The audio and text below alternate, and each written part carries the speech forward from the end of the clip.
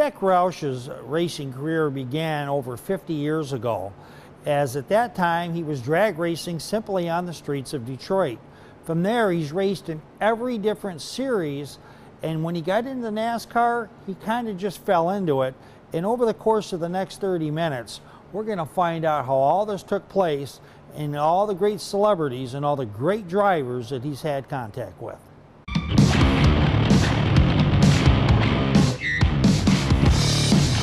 With me is Jack Roush, awesome racing team over the countless years now. Your 40th anniversary last year in this business. What's this business taught you? Business has taught me a lot. You know, I grew up in a time when racing really was just a pastime that mechanics drag raced and moonshiners and people in the South with junkyards and NASCAR raced and stock car raced, and of course the real sophisticated racers in those days were the IndyCar racers that raced, you know, from almost the turn of the century until the 60s when I was growing up in Southern Ohio. But the industry that exists today, both the drag racing industry and the road racing industry and the stock car racing, NASCAR industry, didn't exist in the scope and the scale it is today. So I really didn't have a chance to think about what I wanted to be in terms of doing the sort of thing we're doing, because it wasn't being done at that time. Now, taking a look, your teams have dominated MIS and many tracks in NASCAR. Last several years haven't been as kind, but now you're starting to make a comeback. What's been the difference for what are we going to see out of the Roush cars coming up in this race and in the next few years? Because you got some dynamic racers. A couple of them are in the next room right now. Oh yeah, Trevor is doing a nice job, and Ricky Stenhouse is doing a nice job. 2 wins. 2 wins for Ricky, and Trevor's has been close a couple of times, but we hope we can, in the next 4 races, we can get him a win and get him in the championship run. They've got a good future. This business ebbs and flows. It has highs and lows, and we've been down a couple of times in 40 years. We've been NASCAR racing. Last year was our 30th year of NASCAR. 40 years with the engineering business in Detroit. 50 years of dragging my race cars across the country. Started in 1966 with a drag race car, going to the Winter Nationals in Pomona, California. Wow. I mean, in the history that you have, I remember I talked to Roger a couple of years ago, and gee whiz, you guys are living encyclopedias of what it's like to own and be successful in this business. And it eats and spews people out, but you guys have stayed the course. Well, we've had a good run at it. You know, I had different people that have come on at the right time in my interest and the opportunities we had that have brought specific knowledge and experience that was beneficial. I started drag racing with 10 people that were Ford employees that taught me about drag racing in '66. And then I started road racing in the early 80s with people that were senior in road racing, and I learned from them. And then I had a number of NASCAR senior guys start with me in 1988 when I started NASCAR racing. So I've never had the experience before I started doing something to really know what I was doing. I surrounded myself with good people, and they taught me what I needed to know. And I think I had the presence and a good sense to stay out of their mind, stay out of their way until I got my head straight. A couple of very quick questions. I know you don't want to answer this question, but you've got a couple of free agents that used to drive for you, Matt Kenseth and Kurt Busch. Can you ever say never on something like that, or is that something you got to keep under the cat in the hat? Well, I'm not going to comment on either one of them, but they both drove for me, and they both won championships, and they both made their decision to leave, and I respected them for their decision at the time, and I don't have probably as much sympathy for them today as I might. Yeah, well, I get it. And one final thing, with the diversity that you see in NASCAR today, do you see a lot more of that happening with a lot more female drivers in there, a lot more people that come from neighborhoods that aren't from ours? Well, you know, there's diversity. Bubba Wallace. I love that guy. Darrell Wallace was with us for a while. We run out of sponsorship for him, and we made the decision that the contract that we had with Bubba indicated that we either had to put him in a Cup car for 2018 or he was a free agent. So we didn't see the prospect of putting him in a cup car, so rather than make an investment for the rest of the year that would not be worth anything to us at the end of the year, we decided to just stop. But it was a nice run with him. My cars have not been the heat that they need to be for the Xfinity Series, so we've been down a little bit on our cars, and that may have been a reason why we weren't able to win with them and weren't able to get the support we needed to keep it going.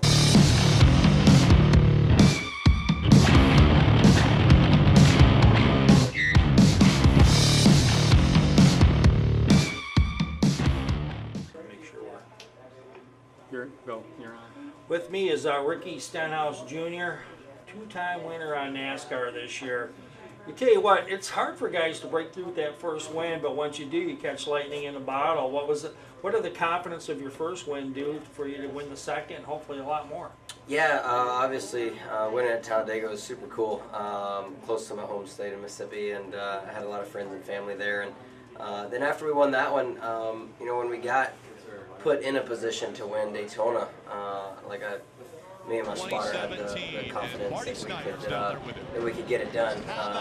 You always sometimes get in those spots on those speedway races and you're not sure what you need to do, but then after we did that one time, we felt confident about what we needed to do again. But it really starts at the shop.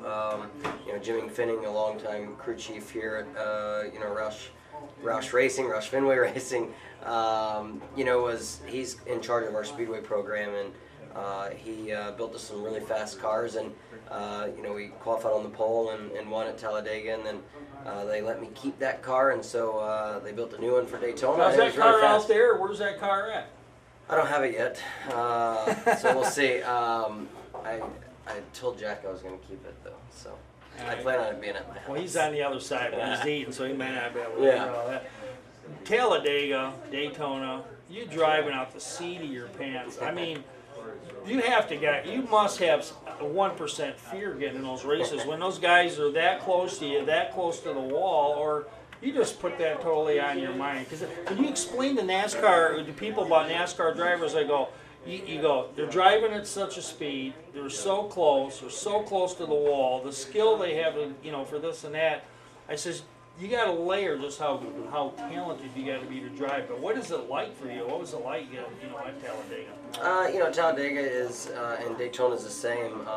You feel confident with your team and your ability, but you always sometimes are concerned about others that you're around. So I would say the fear comes out of not knowing exactly what everybody else is going to do. But I don't really have any fears when I get in the race car.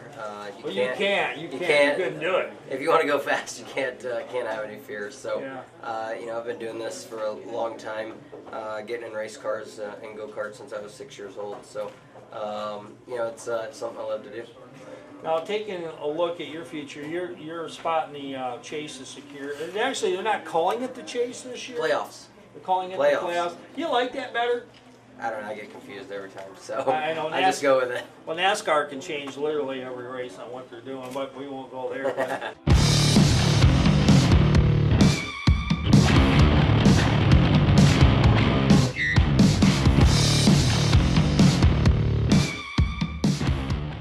With me is Jack Roush Jr.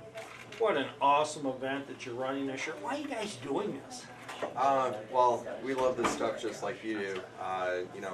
It's always a lot of fun to hang out with our fans and employees.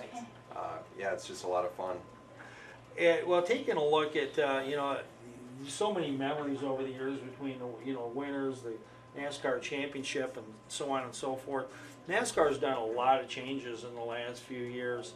What do you think of this stage racing? A lot of people like it. It's either getting one thing or another. What do you like about it?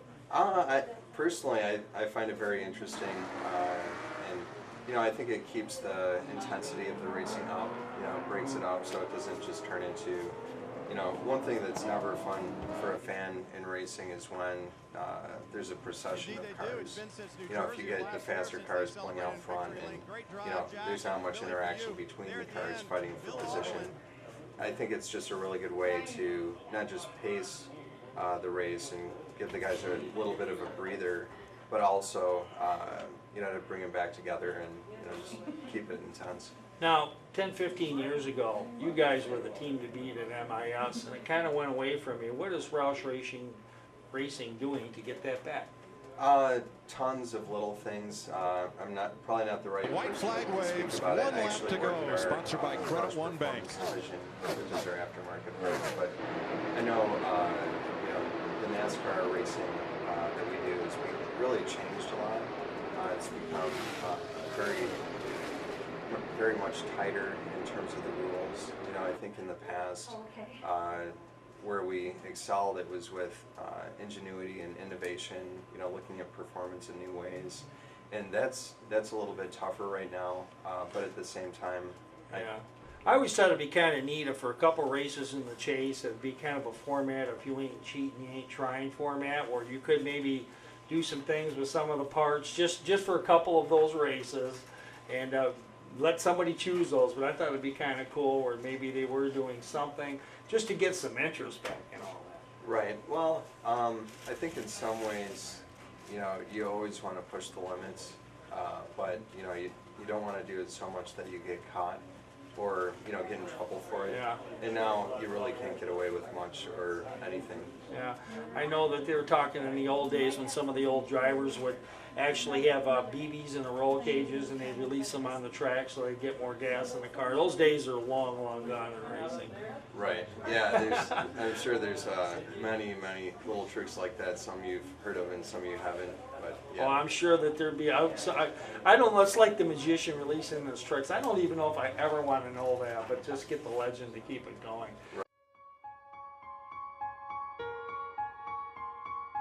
A curious mind never rests. It pushes harder, goes further, and searches out the right answer. This relentless drive to solve complex problems is at the core of Roush. Tenacity and curiosity fuel our people to think about a better way, a faster path, and how to tackle challenges no one else can. Across industries, we offer our global customers a level of thinking and passion they cannot find anywhere else.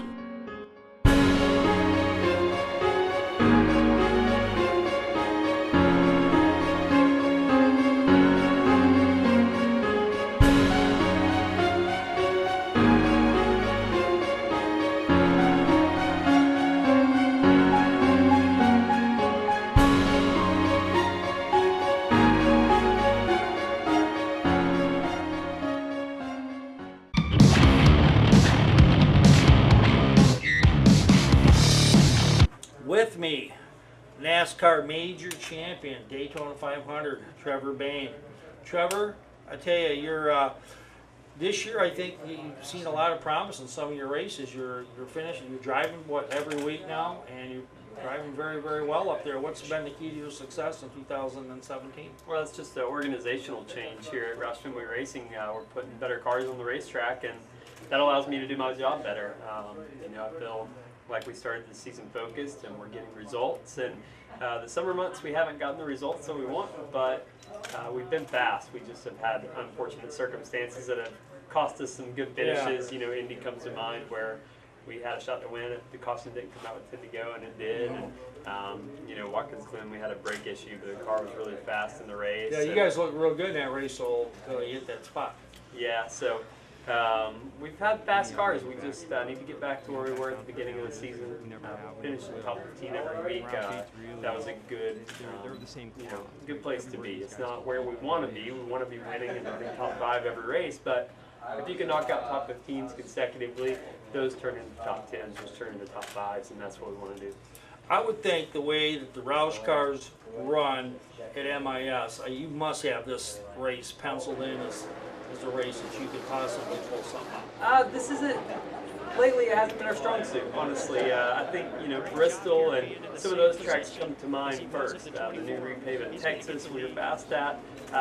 But Michigan historically has been really good for Roush Fenway racing. For the last 3 years, we've kind of struggled a little bit. So this year, Ricky and I, we look at it and we say, all right, what can we do better as drivers? The teams are looking at it, say, what can we do better with our cars? Is it downforce? Is it the smoothness of the track? With the splitters being close to the ground?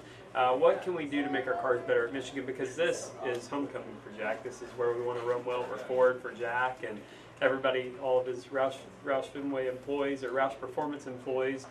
And so it's definitely one we circle, but not for the reasons of, oh, we're so fast there. It's we got to get better there.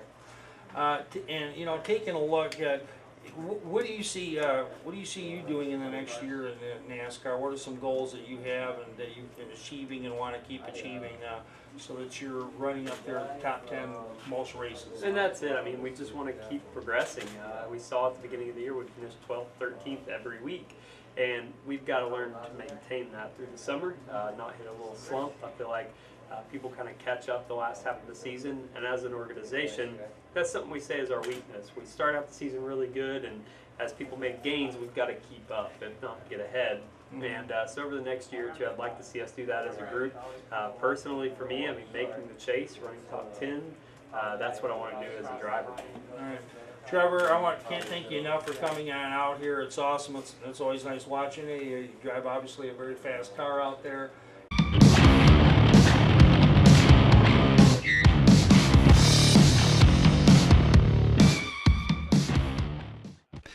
Jack, you have won 5 owners championships in NASCAR amongst your 329 wins across all the series. This is your first driver's championship, and I'm going to say about 2% of what happened. You're going to fill in the gaps. What I remember about that year was you're used to driver series changing the rules. And this was the last year before the playoff chase, if I remember right. And Kenseth didn't win. He won no races that year, but won the championship on points. Is that accurate when I say that? I think he finally did win one race, but it was late in the year. And Matt Kenseth was one of I'm not going to rank my drivers, but he was one of the best 2 drivers ever drove for me. And you can fill in the blank for who the other one was, but who was the best one. But he was one of the best 2 that ever drove for me. He was really consistent.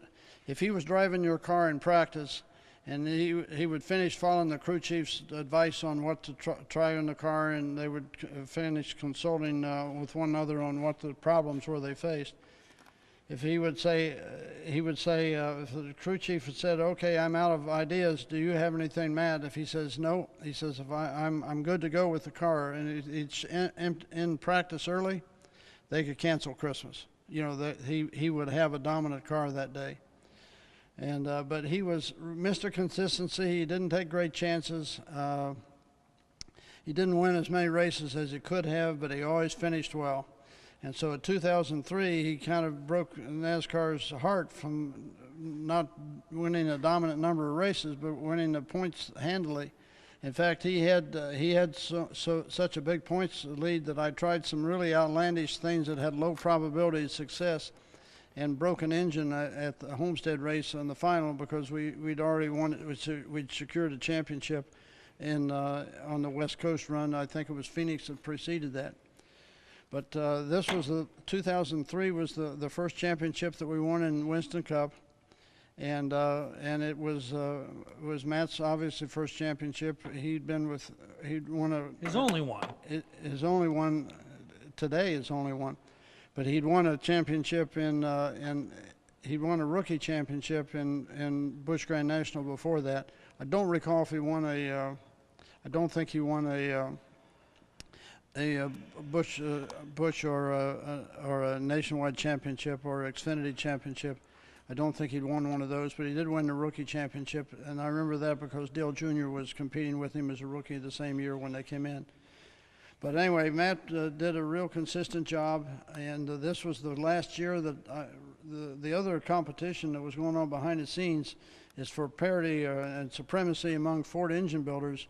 I was competing with Robert Yates. And so Robert and I competed from the time I entered in '88, and he started his team about '89 or '90. And so we were back and forth on which one would finish higher in the points. But anyway, in 2004, after the 2003 championship win, we put our engine programs together and made the Roush Yates engines that survive to today. And Doug Yates heads that up, does a great job with it, his son. And we went to Daytona with a combined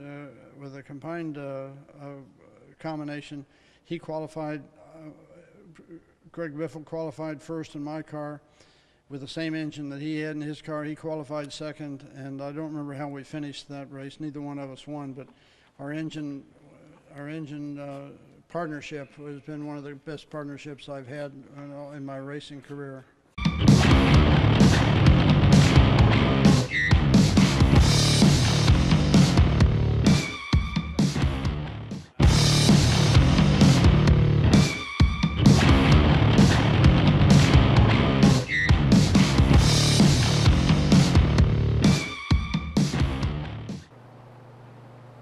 Jack Roush has met many famous people over the years, from race car drivers to Hollywood people to big-time advertisers.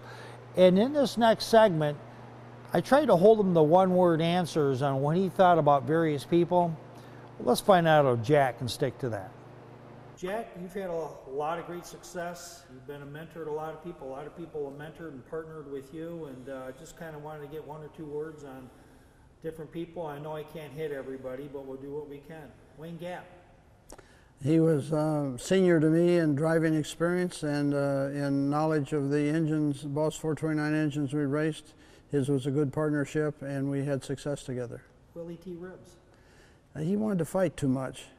You know, his father was the first black man that graduated from UCLA with an engineering degree. And Willie thought he was from the wrong side of the tracks. He wanted to pick a fight with people over race and other things that it shouldn't have been his concern. Jeff Burton. Jeff Burton was a good, he was a good spokesman. He was a good, talented race car driver. He was, on a IQ scale, he was one of the top two smartest guys that raced for me, and I won't rate the other one. Mark Martin. Mark Martin is one of the best all-around guys that drove for me. Certainly one of the top two, and I wouldn't have had the success, nor would I have been able to stay in NASCAR if he'd have bailed on me early on. It would have sunk my ship, and he stayed with me, and that made it possible for Roush Racing, which became Roush Fenway, to survive. Matt Kenseth. Matt Kenseth was one of the best drivers from the point of view of figuring out what the car needed. He was really stable. He was really unfettered. He never got excited. He never got emotionally wrapped up in things. He would just make cold-blooded black and white decisions on yes to this and no to that, and he was right more than he was wrong. Ricky Stenhouse Jr. Ricky Stenhouse Jr. is a two-time champion in the Nationwide Series. And he's got the talent and the ability and the resources and the wherewithal to be as good as anybody's been in the sport. And we've just got to get him on fire. Trevor Bayne. Trevor Bayne is for sure one of the nicest guys that ever drove for us. He's the most motivated, and he works the hardest of it as anybody has. He works around the clock to get ready for each race. NASCAR's future. Well, I'd say that I think the best years of NASCAR, like my best years, are behind me. I think the best years for NASCAR in terms of its standing in the sports activities, the ratings. One of the things that's happened to all the big sports is the social media stuff. You know, you don't have to turn on TV and give the sponsors their due to watch it. You can watch it on Facebook. You can watch it on any number of online circumstances. And the online thing, I think, has meant that the best opportunity for major football, baseball, basketball, soccer, tennis, I think for the heyday for them to be able to maximize the value to their investors and to their sponsors is behind them. They'll have to figure out how to make their deals work with less income than they've had. Jack, I want to thank you. You have opened up your showroom, your family, and everything, and I can't thank you enough. And what you do here, you have a real jewel of a collection of cars, and hopefully we're going to get some people to come out. You know, we'll figure that out. We'd like to have more people enjoy what you have, because it's really a hidden jewel in the Detroit area for people that just love their cars, and they love their Woodward Dream Cruise. Heck, you can have a Dream Cruise right here in this showroom. Yeah, we've had a lot of satisfaction, and it's been a great relief for me to go into the restoration shop, to go into the competitive shop for the time when we raced the great race cars, to be able to, time would stop for me when I come in the museum and I deal with the projects. To give me a time to pause and reflect and to enjoy the past and all the good things that have happened to me and the things that happened in this industry. The Roush family has won 469 times between all 4 family members. And I'll tell you what, that is fantastic. And are they trying to get to 500? Well, if it happens, it happens. And I certainly wouldn't bet against the Roush family. For the Roush Family Legacy Racing, this is Roy J. Akers reporting.